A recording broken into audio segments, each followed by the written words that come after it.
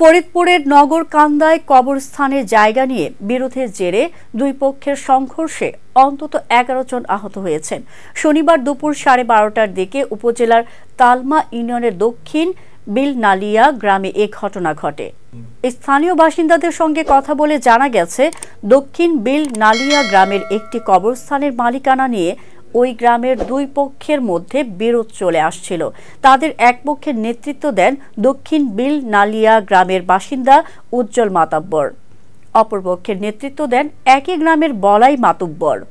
সম্প্রতি কবরস্থানের জায়গা নিয়ে দুই পক্ষের মধ্যে বিরোধের সৃষ্টি হয়।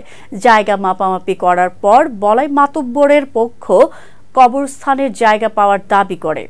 এই নিয়ে শনিবার সকালে দুই পক্ষের সমর্থকদের মধ্যে কথা কাটাকাটি হয়।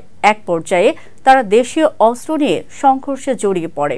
এ সময় লাঠির মারপিট ও ইট পাটকেলের আঘাতে 11 জন আহত হয়ে নগরকান্দা উপজেলা স্বাস্থ্য কমপ্লেক্সে ভর্তি হয়েছে। নগরকান্দা থানার ভারপ্রাপ্ত কর্মকর্তা মোহাম্মদ সফর আলী জানান, ঘটনা জানার পর পুলিশ গিয়ে সংঘর্ষ থামায়। বর্তমানে এলাকার পরিস্থিতি শান্ত রয়েছে। এ ঘটনায় অভিযোগ পেলে তদন্ত করে ব্যবস্থা নেওয়া হবে।